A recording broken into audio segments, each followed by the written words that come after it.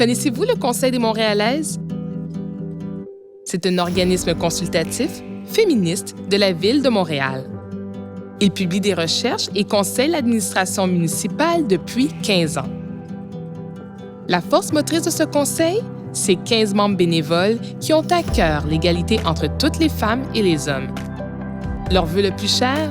Faire de Montréal une ville où il fait bon vivre pour toutes les femmes, quelles qu'elles soient. Le Conseil des Montréalaises est né en 2004 grâce aux revendications des organismes féministes lors du Sommet de Montréal de 2002. En 2004, avec Nicole Boily comme présidente, on a consulté les groupes de femmes pour voir quelles étaient les revendications. Et à ce moment-là, on s'est rendu compte, si on regarde maintenant, que c'est à peu près les mêmes priorités.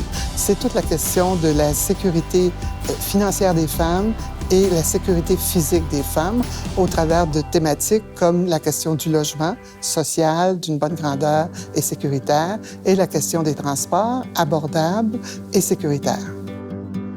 Que fait le Conseil des Montréalaises? Il écoute les revendications des groupes féministes qui transmettent les préoccupations des Montréalaises au quotidien.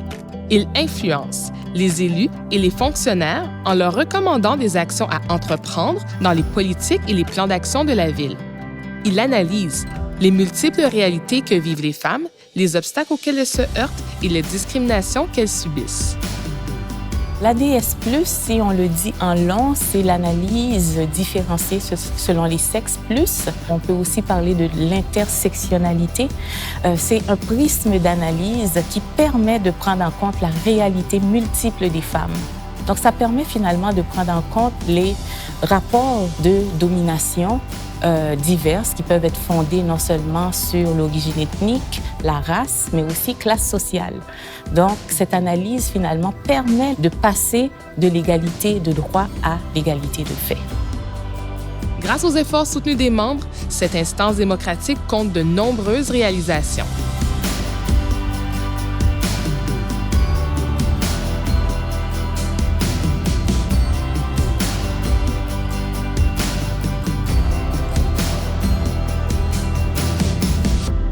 La place des Montréalaises est un des legs du Conseil des Montréalaises. En fait, c'est un espace public tout proche du métro Champ-de-Mars et qui va être prêt en 2022.